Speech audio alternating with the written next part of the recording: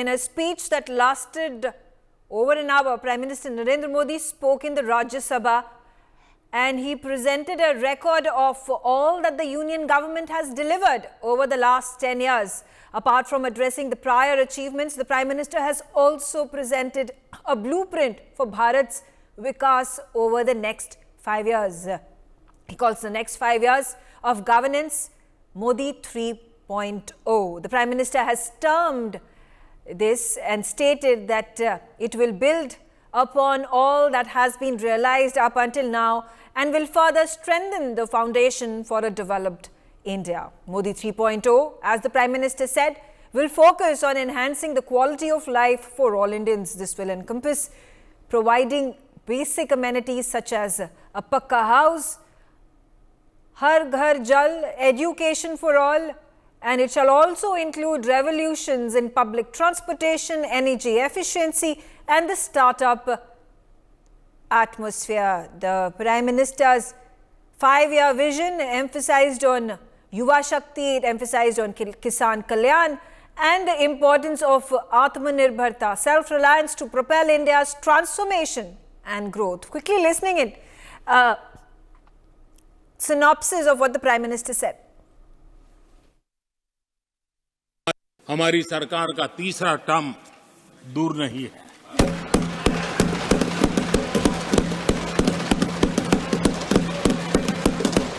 कुछ लोग इसे मोदी 3.0 कहते हैं। मोदी 3.0 विकसित भारत की नींव को मजबूत करने के लिए पूरी शक्ति। All right, so that was the latter half of the discussion on the table with the Prime Minister's speech in Rajya Sabha. You know, the former part was a caustic attack made on the Congress, on the UPA, and the non-actions, the actions that deteriorated the country's performance, deteriorated the plight of the poor, of the OBC, of the tribals, were the important targeted points that had been made by Prime Minister Narendra Modi. He was also caustic in his remarks against the UPA era, which further perpetuated the colonial era in the country. I'm going to open up this discussion. Joining me on the telecast is Advocate Anuja Kapoor. She is the BJP spokesperson. And Advocate Kapoor, quickly jotting down the key points, the highlights of Prime Minister Narendra Modi's speech.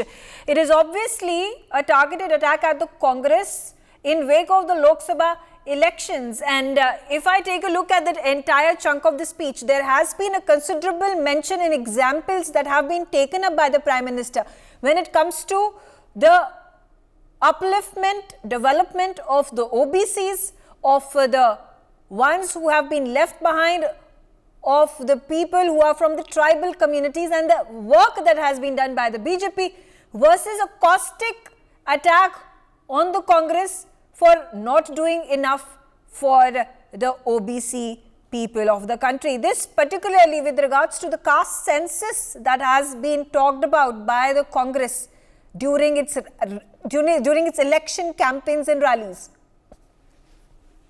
Yes, I would just say that Jai Shri Ram to start with, and good evening to all my viewers and to you and to the panelists. Modi ji has spoken today his heart out.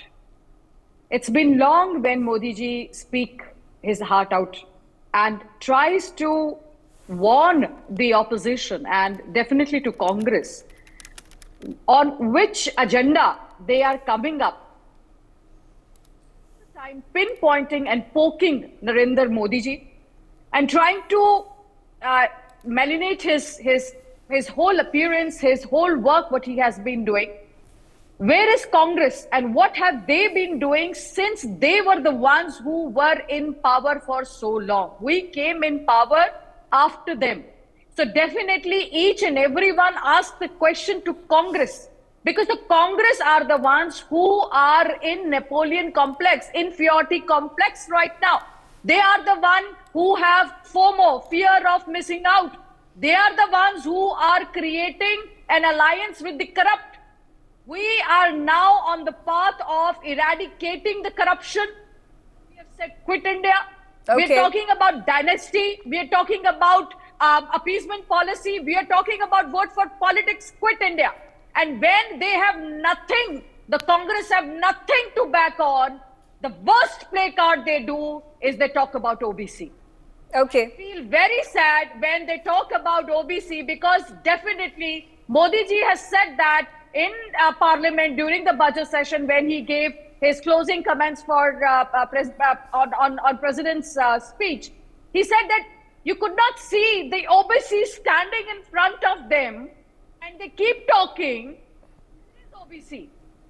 Why and how they want to divide this Bharat. They have already divided Bharat in various union of states. That's what keeps talking about Rahul Gandhi. When he goes out for Bharat Nyaya Yatra, his Congress leader would talk about Karnataka to be different. Yeah, now, okay. I'll come to that. I'll come to that, and I want to specifically keep the focus on the OBCs because that is the primary pole plank of the Congress in fighting the Lok Sabha elections and targeting the BJP. All right, joining me also on the telecast is Vinita Goenka. Sorry, beg your pardon, Vineet. I'll come back to you. Let's quickly hear it from the Congress spokesperson, Pooja Tripathi, on the telecast with me. Now, Pooja, you know, jibes that have been taken, particularly with regards to the politics that gets played out, whether in the parliament or outside of it. Lok Sabha is the Lok Sabha election, obviously the big contending point between both the parties, and the Prime Minister attacking Rahul Gandhi, talking about him as a startup that refuses to launch or lift. Vega, what was Prime Minister Narendra Modi representing in the Rajya Sabha today? He was representing 140 crore Indians and he is the Prime Minister of 140 crore Indians.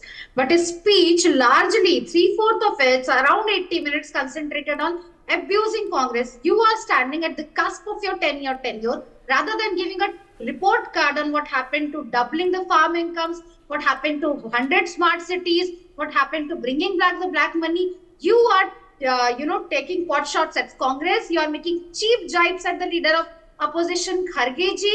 And then when you say you claim to come back at 400 plus, then what is the point of when you say that it's your word that Rahul Gandhi is irrelevant, he has failed to launch and Falana Digana, then why is your speech purely focused on Rahul ji, Sonia ji, Kharge ji, and you are taking pot shots at them? Where is the vision for an India that we were looking from for Prime Minister? But he has gone out. In the latter half of this speech, he has spoken about, I think 40 of those points have focused on how he wants to take forward the country in the next 5 years.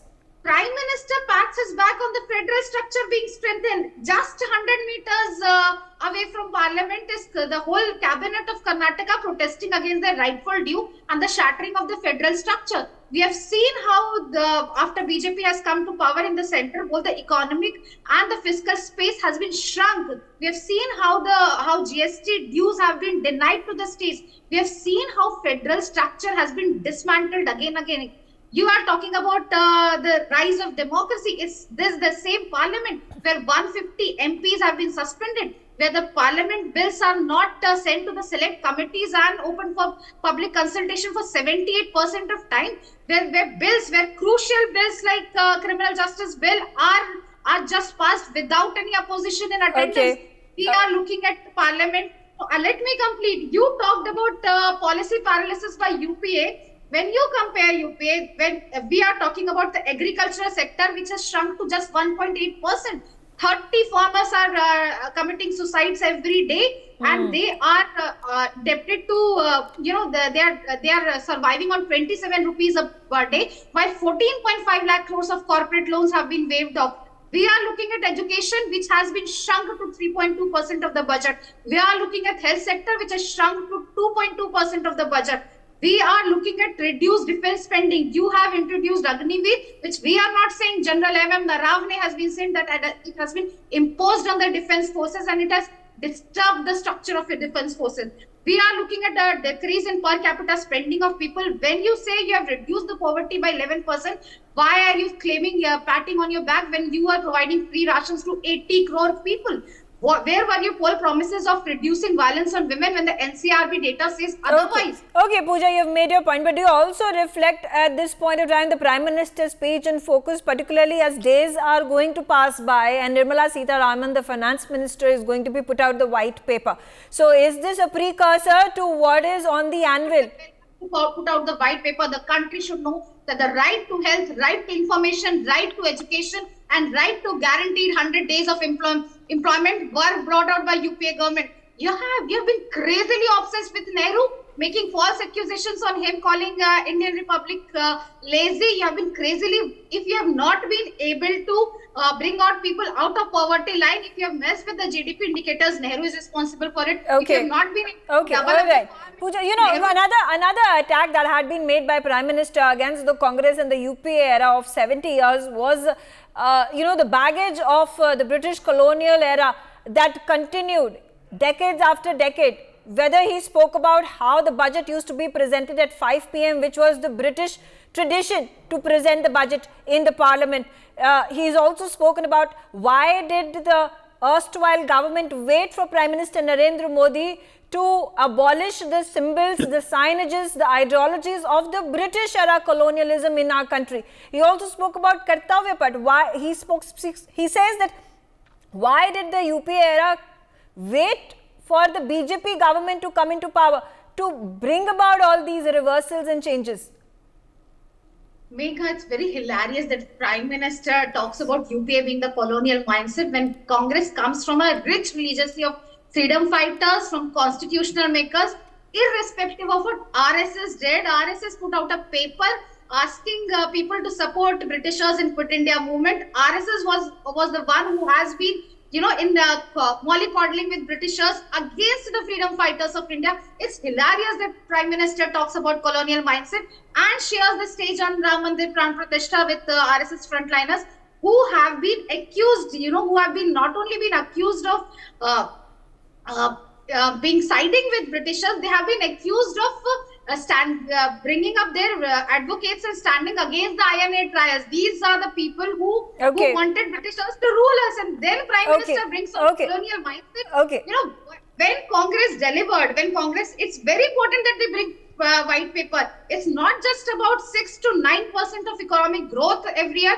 It was an inclusive and sustainable growth. It was not that is pyramidal. That is there were also a large number of scams, whether we about 2G or we talk about Commonwealth scam, or we talk about the Spectrum scam, or we talk about the Bofors Ghotala. So there have been, I will not, at this point of time, a person who is a citizen of our of the country, who has been following politics, political party after political party, government after government, there are pros and then there are cons. So I'm going to put out a fair picture of the hits and misses of the UPA era in the last 70 years, and what the BJP has done, and what could have been done in a better way, which are the accomplishments of the BJP, which are the points that the BJP can improve upon in the next 5 years if it ends up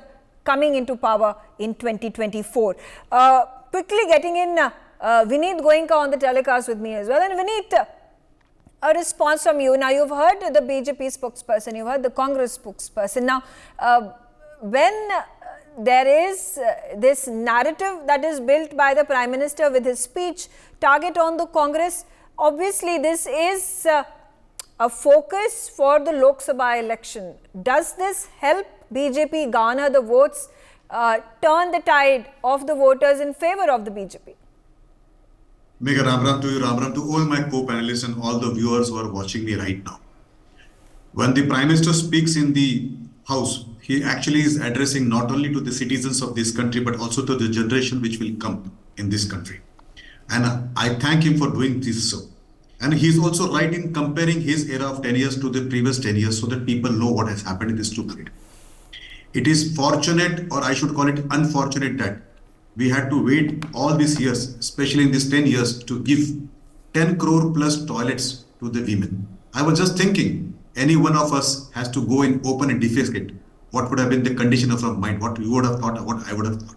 Why were my sisters' mothers were made to go in open when the country could do it now? They could have done it in the earlier era. At least in the era of Manmohan Singh, they could have easily done this toilet. So that is a big achievement which gives pride and also some kind of security to the women flock of the country. Number two, when a girl goes to the Talati to collect his dues, and the Talati, we have seen cases where there have been rapes, molestation, and also insults. And if not so, and you were to distribute the money as you are the kind person, you would not say anything, but yet the receiver may feel the pain of receiving it from somebody individually. Direct benefit transfer is big thing which has happened, and this could have done because the technology was available there in 2004, 2014. So I think Nari Shakti, Nari someone was something big which has been done the 10 years, and it is right of the Prime Minister to speak this out and tell the people this could have been done. Had this been done in the era of 2004, 2014, he could have focused on something else which he will be now focusing in 2014, 2024, 2029. So this number two, about the tribal, I'll tell you one small change which happened in this era 10 years is to bring bamboo in the scope of grass. Under the pressure of the lobbyists, by taking money from the cement industry, it was known and well-known fact that bamboo was put into something which is called as trees, and they were unable to cut the bamboos. One of the livelihood of the tribals is bamboo, be it in Northeast, be it be cities and the districts of Maharashtra, Odisha, and that's why the red terrorism came up, the Naxalism came up there, because you snatched away their livelihood.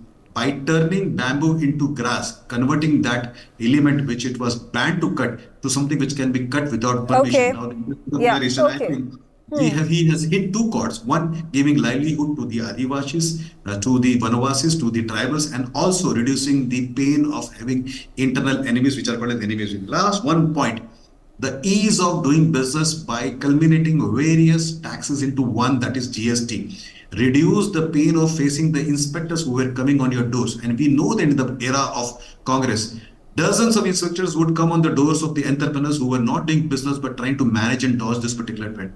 Faceless audit is something which is one of the best things which India had done in the last 10 years, which could have been done decades ahead. Technology was available, these features were available, discussed, but Congress simply denied it because it is a tool of corruption in their hand.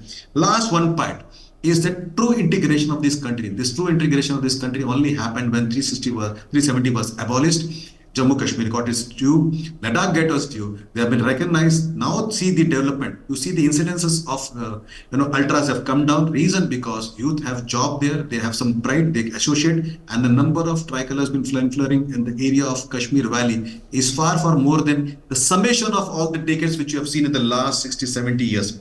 One more thing which is emotional to the majority of this country, and it is not a crime to be a majority.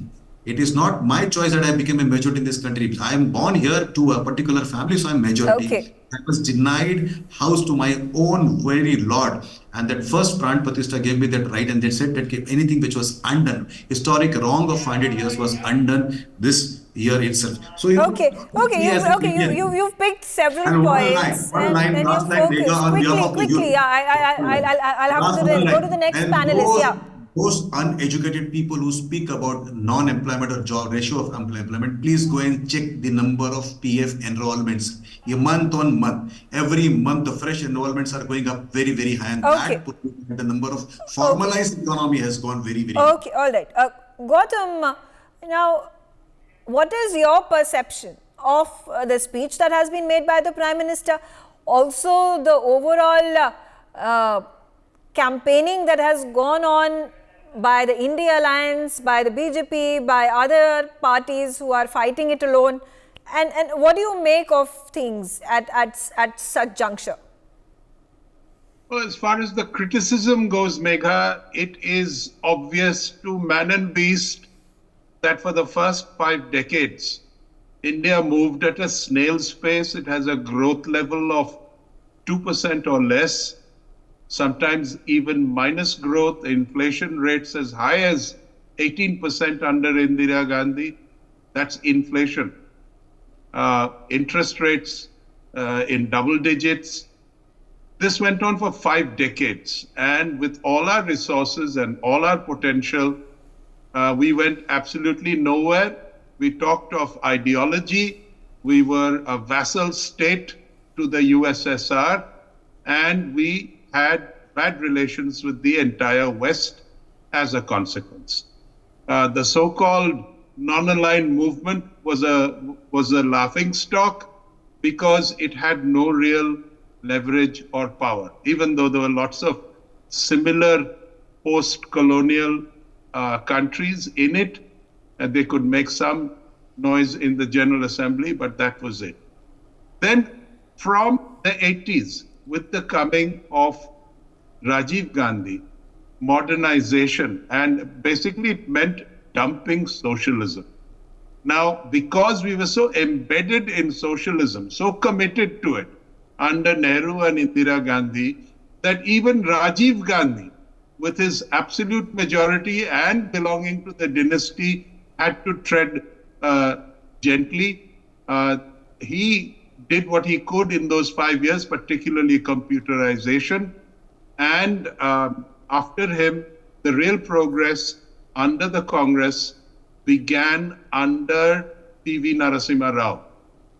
This was continued, yes, by Manmohan Singh, but the pace, from 2%, certainly we had many years which were at 8 and 9%, but the pace was uneven. It was not driven, and corruption was rife. The Manmohan Singh era was well known for its corruption, the P.V. Narasimha Rao era also, and it is only after the BJP won a majority that you haven't heard of a scam. Mm-hmm. There are no scams. There is low-level corruption. A peon will ask you for a bribe. Sure. But it's interesting also to note, Gautam, that it's only after the opposition comes to power that there are these scams and scandals that are unraveled, as has been the case under the Congress, under the UPA. So to say that under the 10 years of Modi government, there are no scams that have been unraveled or unveiled or exposed, the contention of the opposition would be that because it is the BJP in power, they will keep everything under wraps. Well, that may be so, but I don't think the entire media and the rest of the world, which is not too happy with this Hindu nationalist prime minister, would exactly be napping. They would expose these things. The point is, there is no corruption at the top. And because there is no corruption at the top, neither is there corruption in the cabinet, and so on. Low-level corruption exists. We know it. I mean, in the municipality and such like, there is corruption. Because that is so numerous at the bottom of the pyramid that perhaps it's not possible for these people to concentrate on stamping it out. But having said that, what I want to say is the pace at which we are making progress is unprecedented and consistent. With the sort of hiatus that happened during COVID, we managed to survive that quite well. But of course, it did slow us down. And now we are heading towards another term under the BJP and the NDA, which will again pick up the momentum. The market, the stock market knows it. The international community knows it. But there's one thing I want to say. These opposition people are in cahoots with those people in the West and in China who want to either get rid of the BJP government, particularly Modi, or quite happy to be, helping the process of installing a weak government at the center so that they are biddable by China, by the US, and so on. Now, this is well known. This is well known. That's why in numerous, sessions right here on NewsX, we've talked of why does the Washington Post behave the way it is, The Economist, the BBC, etc. The reason is that the West wants to strengthen India and weaken India at the same time. Yeah, China, all right, likewise. Fair enough, but obviously it will work in opposition's favor to be critical of the government because that's how the election process works. It's a little, Megha, if I may say so, it's a little more than that. It's not the sort of job of the opposition I'm criticizing. I am criticizing the opposition for being anti-national, supporting terrorism, supporting all sorts of financial skullduggery, which is being used to weaken the government. And so that goes way beyond opposition. And when people say 150 people have been chucked out, tell me a session. I haven't seen a session in 10 years that the opposition participated in parliament. They came there. And that debate could be played out both ways. That debate could be played out both ways by the opposition talking about this has never happened in the democracy of the country. This is subverting the democracy and so on and so forth. As was mentioned by Pooja Tripathi, the Congress spokesperson. Quickly coming to Advocate Anuja Kapoor, and I have very little time. So Advocate Kapoor, taking a look at the roadmap that has been now charted out by the Prime Minister. Do you think these are ambitious goals, particularly when he talks about gas pipeline across the country with the network being laid out in the next 5 years, when he talks about the green hydrogen mission and how India is going not only going to be self-sufficient but also be exporting renewable alternative energy to the globe, which will also help in cutting down our expenditures and making us self-reliant. He's particularly spoken about having record number of patents and being at the forefront of artificial intelligence and other high-tech technologies that are available, because keeping in mind the reality on the ground that when it comes to United States of America, or we talking about Korea, or we talking about Japan, or we talking about the other European nations, they have already leapfrogged the way for artificial intelligence and other high-tech. Megha, I think you forgot one more thing. We have recently launched with the talking about with the 300 units, and we are talking about the solar system, solar panels. That is how we are also going to, this is another advanced thing where you will also earn from that the bigger the area which you are looking into. So where it is not a freebie, it is the welfare for the society, and where the people are not understanding how the Arvind Kejriwal in Delhi and the other people in opposition, why and how they are the ones who are so threatened with Modi, because Modi has a vision. He's talking about Atmanirbhar. He's talking about the women. He's talking about the four castes. He's talking about Mahila. He's talking about Kisan, youth, and he's talking about the old people, and he's talking about the Garibs. And that is where we're talking about the poverty. When my friend was talking from the Congress, she forgot that they just spoke about, they said Nehru said that here the people of India are very lazy from the Red Fort. He said that. And now when we see India, Bharat is from Ram to Chandra. So here we have Shri Ram, and there we have Bharat on the moon. We are on Surya too. We have launched that area also. We have connected with that. So we have to see the inclusiveness of the women empowerment also. The UCC is now in place. What we have said, we have walked the talk, we have done it. They have kept India in dark.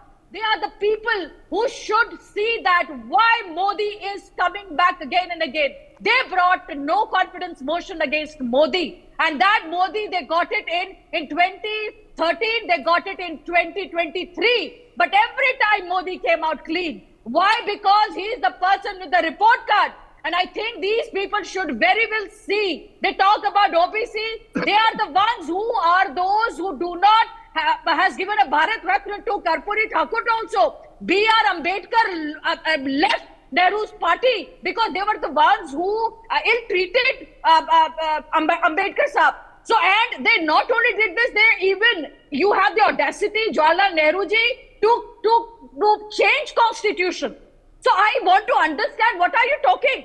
You are the slave. Congress is the slave of Britishers. Okay. That is why we see Rahul Gandhi running back to his hometown. He goes back to Britain every time. He would like to jump around. He would go to China because they are the people who gives him the place and they are the people who tell him what to do. Okay, George all right, Soros fair enough. is All those his points, best like friend. you are at this point of time reiterating what the Prime Minister said. I'm out of time, and I thank all of you for joining me on the telecast. This has been a riveting conversation, and the political slugfest is only going to further be up the ante as weeks and months pass by. Remember, it's the Lok Sabha 2024 elections that are going to be taking place, and therefore, with the Prime Minister in the Rajya Sabha actually setting the pitch for the BJP's intended winning formula against the India Alliance and particularly the Congress. Thanks for watching. For more such videos, subscribe to the NewsX YouTube channel, hit the bell icon.